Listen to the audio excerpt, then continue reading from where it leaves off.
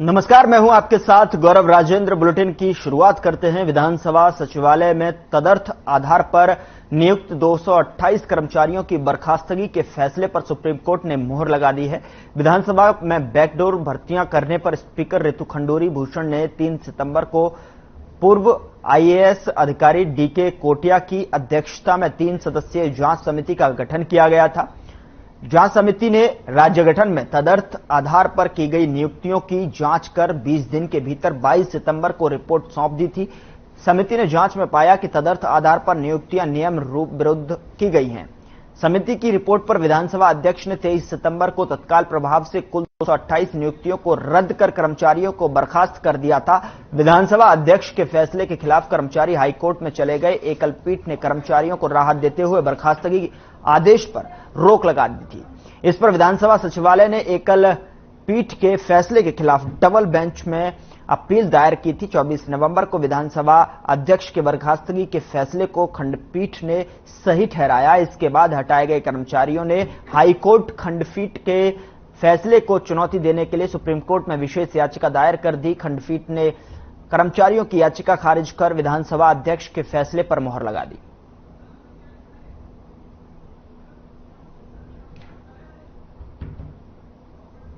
हम लोगों ने जहां जितनी भी भर्ती प्रक्रियाएं हैं, जो भर्ती की जहां भी कमियां आई हैं, गड़बड़ियां आई हैं, उन पर इसको तत्काल जो कार्रवाई हुई है और कठोर कार्रवाई हुई और भविष्य में गलतियां न हो, इसके लिए हम ठोस रणनीति पर काम कर रहे हैं, ठोस उसके लिए उपाय कर रहे हैं और पारदर्शिता से भर्ती हो। क्योंकि एक गरीब माता पिता के पास, उसके बेटे के पास, बेटी के पास अगर सबसे बड़ी कोई पूंजी होती है, सबसे बड़ा कोई धन होता है, तो वो उसकी शिक्षा ही होती है। उस पर भी अगर इस प्रकार का काम हो जाएगा, इस प्रकार की नकल हो जाएगी, पेपर लीक हो जाएंगे, पेन ड्राइव पर नकल करवाई जाएगी या सेटिंग हो जाएगी, तो मैं समझता हूँ कि उसके लिए कुछ बचता नहीं है। इसलिए हमने इस पर कठोर कार्रवाई करते हुए आगे सभी प्रक्रियाओं पर पारदर्शिता हो, उसके मानक के अनुसार आगे हम उसके मानक बना।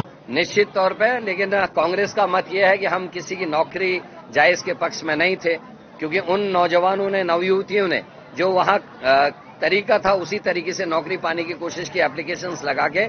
जिन लोगों ने गलतियां की हैं, जिन्होंने ये नियुक्तियां दी या नियुक्ति करने के लिए जिन्होंने आदेश पारित किए, उनके खिलाफ कार्रवाई होनी चाहिए, ना कि उन गरीब लोगों के प्रति जो लोग दो रोटी के लिए वहां कार्य कर रहे थे, काम कर रहे थे।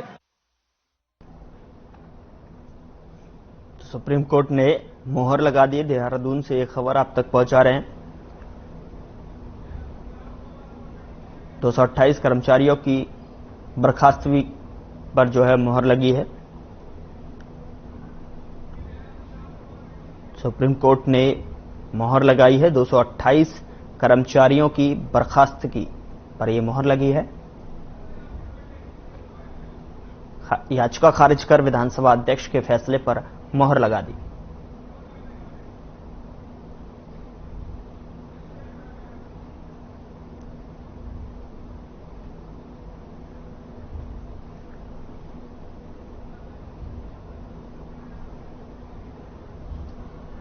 सुप्रीम कोर्ट ने मुहर लगाई है। आपको बता दें कि 228 कर्मचारियों की बर्खास्तगी पर यह मुहर लगी है।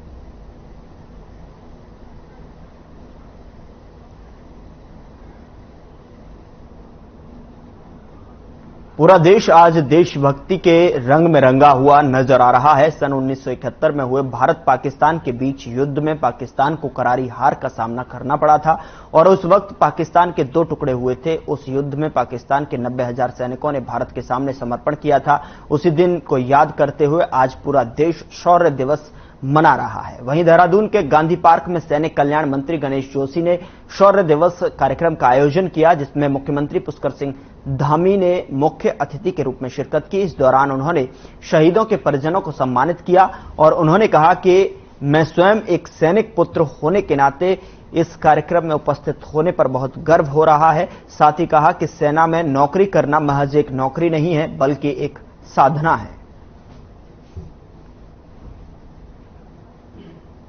बीच में इस कार्यक्रम की अध्यक्षता। हमारे लिए बहुत ऐतिहासिक दिन है और भारत की सेना ने आज के दिन बहुत बड़ा इतिहास रचा था, जिसमें 93,000 से भी ज्यादा सैनिकों ने पाकिस्तान के आज के दिन ही आत्मसमर्पण किया था और उसमें हमारे देश के वीर जवानों ने अपनी बड़ी शहादत दी थी। उत्तराखंड के भी जवानों ने शहादत दी थी। मैं उन सबको नमन करता हूं, उन शहीदों को, वीर अमर शहीदों को, अमर बलिदानियों को, जिनके कारण से इतना बड़ा जो गौरव है वो हम सबको प्राप्त हुआ। वो हमेशा हमारे स्मरण में रहेंगे। हमेशा सेना को लेकर, सेना के वेलफेयर को लेकर, उनके परिवारों को लेकर हम कृत संकल्पित हैं। मनसा वाचा कर्मणा से हमेशा हम उन सैनिकों का स्मरण करेंगे और उनके बताए हुए रास्तों पर चलेंगे। देखिए, सबसे पहले तो मैं वीरांगनाओं को, उन वीर माताओं को जिन्होंने अपना सुहाग खोया, जिन्होंने अपनी कोख उजाड़ी, उन वीरों को जिन्होंने इसमें बलिदान किया, नमन करता हूं इस अवसर पर, क्योंकि आज के दिन विश्व का सबसे बड़ा सरेंडर हुआ था। 95,000 पाकिस्तानी सैनिकों ने भारत की सेना के आगे सरेंडर किया था। उस दिन को हम विजय दिवस के रूप में मनाते हैं। इस अवसर पर हम वीर नारियों को, वीर माताओं को, वीरों का सम्मान करते हैं।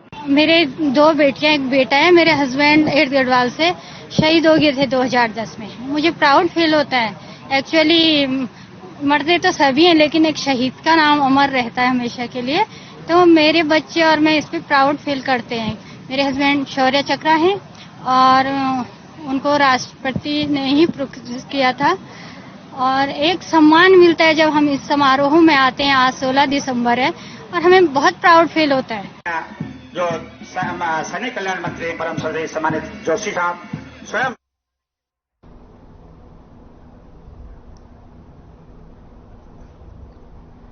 पूरा देश आज देशभक्ति के रंग में रंगा हुआ नजर आ रहा है। सन 1971 में हुए भारत पाकिस्तान के बीच युद्ध में पाकिस्तान को करारी हार का सामना करना पड़ा। उसी दिन को याद करते हुए आज पूरा देश शौर्य दिवस मना रहा है। इसी क्रम में कांग्रेस के प्रदेश कार्यालय में युद्ध में शहीद हुए सभी सैनिकों के भावभीनी जो है श्रद्धांजलि दी गई। इस मौके पर कांग्रेस अध्यक्ष करण माहरा ने कहा कि आज का दिन हमारे लिए बहुत ही गौरव का दिन है। आज के दिन हमारी नेता और देश की पहली आयरन लेडी इंदिरा गांधी जी के कुशल नेतृत्व में पाकिस्तान के 2 टुकड़े हुए थे।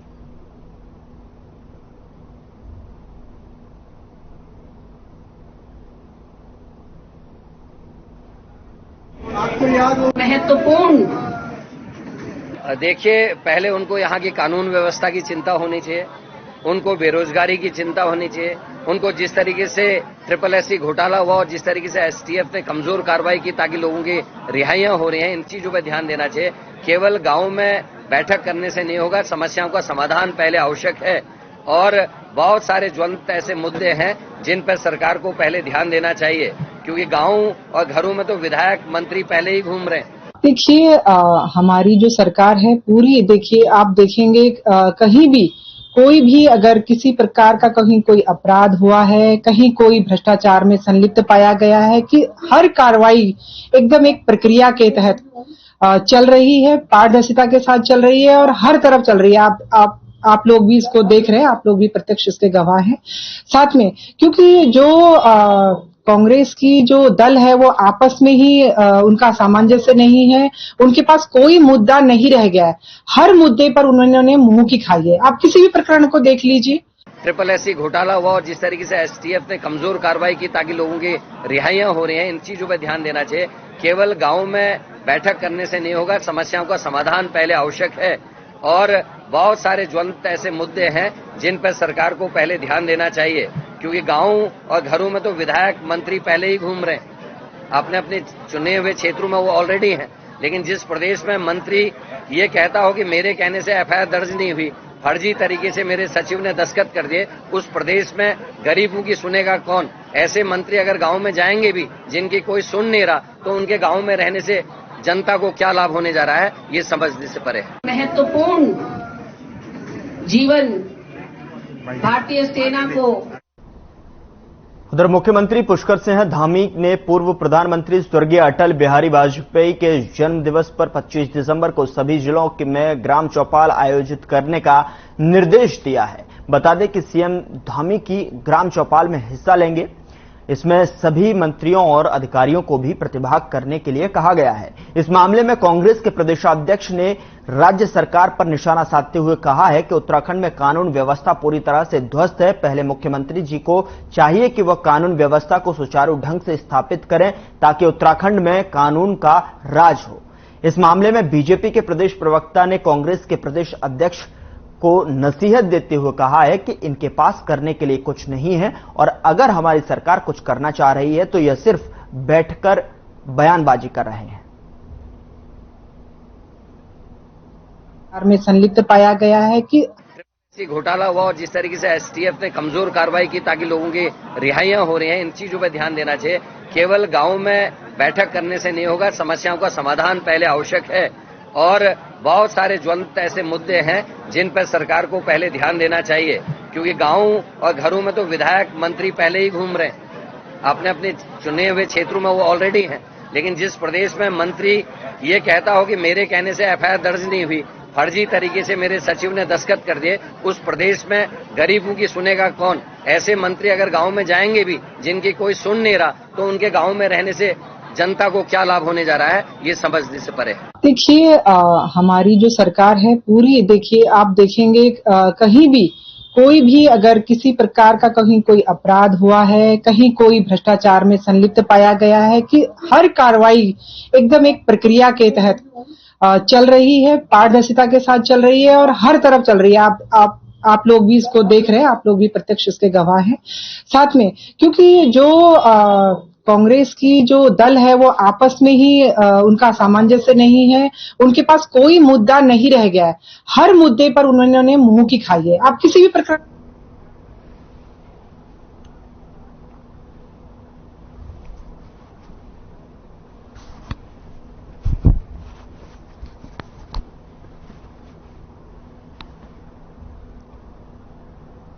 उधर अल्मोड़ा में 16 दिसंबर को विजय दिवस की 51वीं वर्षगांठ का आयोजन किया गया। बता दें कि शहीद स्मारक छावनी क्षेत्र में इसका आयोजन किया गया है। इस दौरान शहीद स्मारक में शहीदों को पुष्प चक्र और श्रद्धा सुमन अर्पित किए गए। अल्मोड़ा के सैन्य टुकड़ी के जवानों ने शहीदों को सलामी दी, साथ ही शहीदों के सम्मान में 2 मिनट का मौन रखा गया। वहीं वीरांगनाओं को सम्मानित किया गया।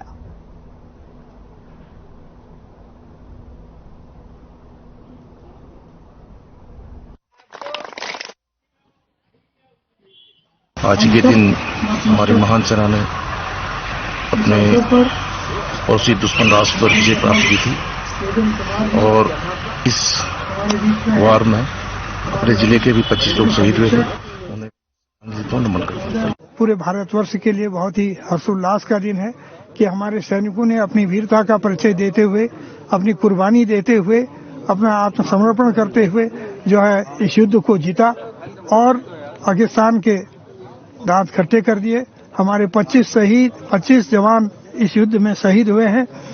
हम उनको अपनी श्रद्धांजलि अर्पित करते हैं और उम्मीद करते हैं कि यह देश उनकी कुर्बानी को हमेशा हमेशा। देहरादून के कनक चौक पर देश के पहले सीडीएस जनरल विपिन रावत की याद में स्मारक बनाया जाएगा। स्मारक में उनकी मूर्ति भी लगेगी जो करीब 12 फीट लंबी होगी। सैनिक कल्याण मंत्री गणेश जोशी ने सीडीएस जनरल विपिन रावत के स्मारक के लिए अधिकारियों के साथ निरीक्षण कर स्थान का चयन किया गया है। मौके पर मौजूद अधिकारियों को सैनिक कल्याण मंत्री ने स्मारक के निर्माण कार्य को शीघ्र शुरू करने के निर्देश दिए हैं। मंत्री ने कहा है कि विपिन रावत उत्तराखंड के साथ साथ राष्ट्र के गौरव थे। उन्होंने सेना के आधुनिकीकरण और सशक्तिकरण में उनका अतुलनीय योगदान रहा है।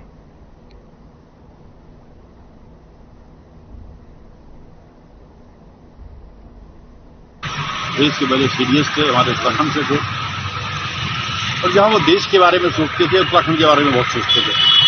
मेरे अच्छे मित्रों से मैं लगातार जब दिल्ली आता था उनसे मिलता था। अचानक एक दुर्घटना में छोड़कर चले गए। उनके नाम पर एक स्मारक हम यहाँ पर बना रहे हैं। आज जगह का चयन हमने यहाँ पर कर लिया है और 16 मार्च को उनकी जयंती के दिन हम उसका लोकार्पण करेंगे। वही उस महान सेनानी को हमारी श्रद्धांजलि होगी, हमारा नमन होगा।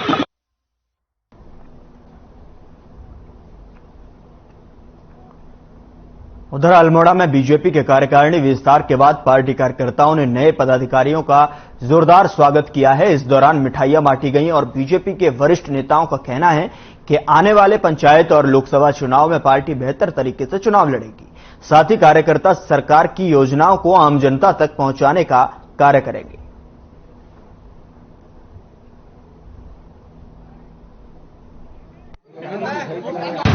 अब आने वाले टाइम में लगातार नगर पालिका, जिला पंचायत, पंचायतों, उसके बाद लोकसभा चुनाव है। पार्टी का मकसद यही है कि सभी को साथ देके आगे अच्छी तरह से काम किया जाएगा और भारतीय जनता पार्टी को मजबूत किया जाएगा अल्मोड़ा जिले में।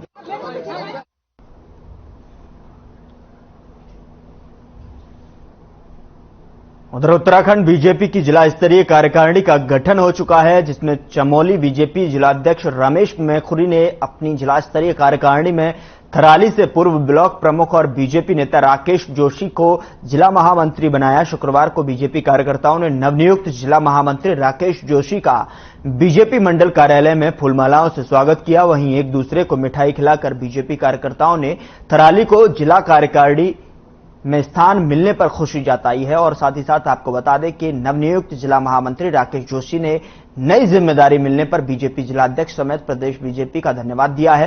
साथ ही उन्होंने कहा है कि वे इस नई जिम्मेदारी को बखूबी निभाएंगे और जिले में बीजेपी को और मजबूत करने का प्रयास करेंगे।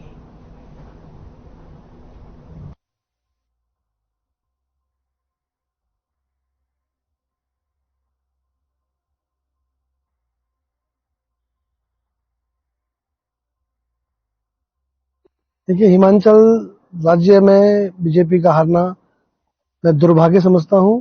इसको मैं हार भी नहीं मानता हूं, क्योंकि जो आपने देखा होगा, मत प्रतिशत देखा होगा, बिल्कुल नॉमिनल 1% वोट का अंतर से हम लोग वहां पर चुनाव हारे हैं और इसको मैं हार नहीं मानता हूं। कहीं पर कुछ हमारे सरकार ने जो वहां पर जो काम किया था, जो ठाकुर सरकार ने जो वहां पर काम किया था, उसको हम लोग, हमारे कार्यकर्ता, मैं समझता हूं कि जन तक पहुंचाने में थोड़ा सा कुछ कमी रह गई है और इसको मैं हार नहीं मानता हूं।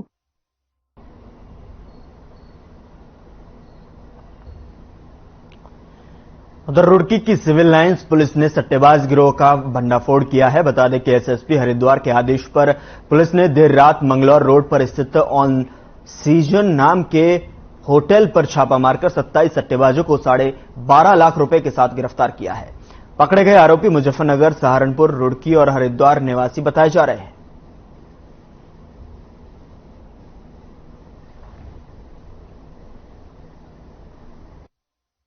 हरिद्वार सर को मिले इनपुट और उनके निर्देश पर सीओ रुड़की के नेतृत्व में देर रात्रि होटल ऑल सीजन में छापेमारी की कार्रवाई की गई और वहां मौके से जुआ खेलते 27 लोग गिरफ्तार किए गए हैं और उनके फड़ पे रखी 12.5 लाख रुपए की रकम लगभग बरामद की गई है। इस संबंध में 3/4 गैम्बलिंग एक्ट का अभियोग पंजीकृत किया गया है और सभी का चालान माननीय न्यायालय किया जा रहा है। इसमें से मुख्य रूप से मुजफ्फरनगर, सहारनपुर, रुड़की, हरिद्वार के सभी ये खेलने वाले लोग एकत्र हुए थे। इस संबंध में जानकारी जुटाई जा रही है कि ये लोग किस तरह से, किस माध्यम से एक दूसरे से संपर्क करते थे और एकत्रित होने के लिए किस रूप में एक दूसरे के टच में आते थे। इनके मोबाइल फोन और बाकी जो चीजें वहां से बरामद हुई हैं उसकी डिटेल चेक की जा रही है ताकि स्पेसिफिक जानकारी हासिल की जा सके और उसके आधार पर उसमें संलिप्त अन्य लोगों के विरुद्ध विधिक कार्रवाई अमल में लाई जा सके। उधर हल्द्वानी में 3 दिवसीय राज्य स्तरीय बास्केटबॉल प्रतियोगिता का आयोजन किया जा रहा है। एमबी इंटर कॉलेज में यह प्रतियोगिता किया जा रहा है। इस अवसर पर हल्द्वानी विधायक सुमित हृदयेश और विद्यालय के प्रबंधक और विशिष्ट अतिथि हेमंत बगड़वाल उपस्थित रहे। राज्य के 8 जनपदों से आए हुए 184 प्रतिभागी बास्केटबॉल खिलाड़ियों के उज्जवल भविष्य की शुभकामनाएं दी और खेल भावना को आगे बढ़ाने का आह्वान किया है। प्रतियोगिता में आए हुए प्रतियोगी और अंडर 14, अंडर 17 और अंडर 19 वर्ग में खिलाड़ियों के भाग जो है लिया है। कार्यक्रम के अवसर पर उत्तराखंड बास्केटबॉल एसोसिएशन के उपाध्यक्ष आनंद सिंह खंपा और रॉयल बास्केटबॉल क्लब नैनीताल के हरीश चौधरी भी उपस्थित रहे हैं। पहले दिन हुई प्रतियोगिताओं में अंडर 14 पुरुष वर्ग में नैनीताल ने प्रथम स्थान और देहरादून ने दूसरा स्थान और पौड़ी ने तीसरा स्थान प्राप्त किया।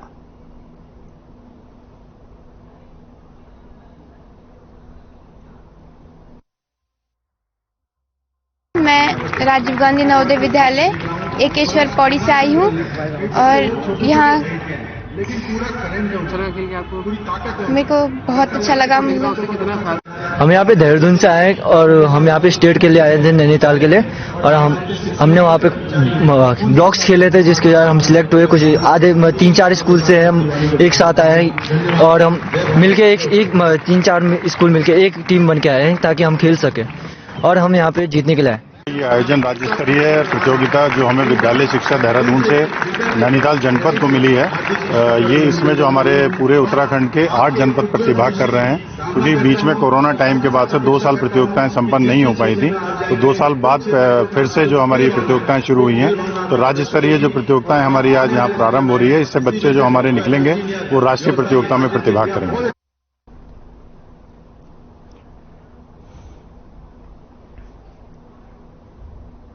उधर विजय दिवस के अवसर पर पौड़ी शहर के एजेंसी चौक स्थित शहीद स्मारक पर स्वास्थ्य एवं शिक्षा मंत्री धन सिंह रावत श्रद्धांजलि दी और जिला प्रशासन की ओर से आयोजित कार्यक्रम में पूर्व सैनिकों ने बताया कि 16 दिसंबर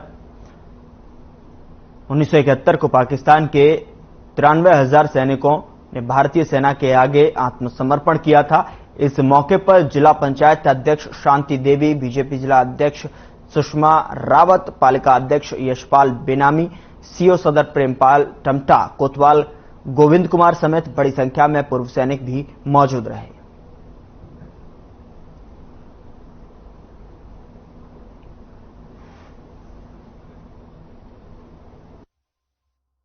पूरे भारतवर्ष में विजय दिवस के रूप में हम लोग मनाते हैं और आज शहीद स्थल पे हम यहाँ पे सारे जितने भी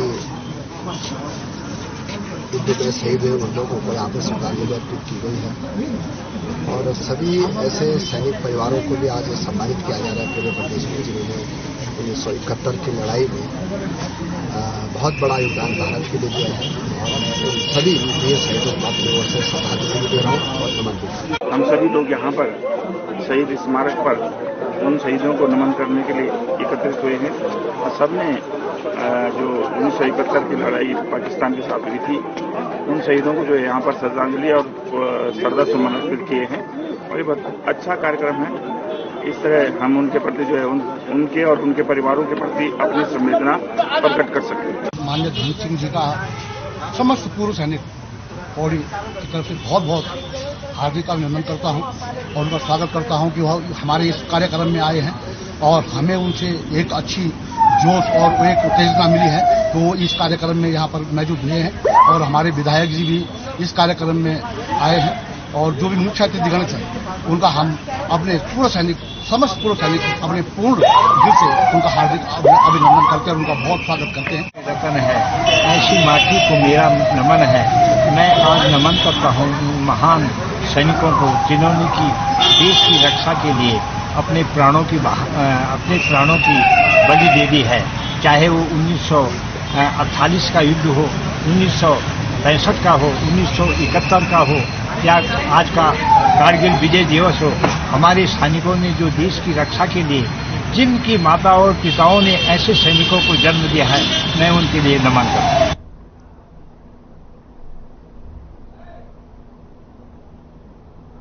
फिलहाल बुलेटिन में इतना ही। नमस्कार।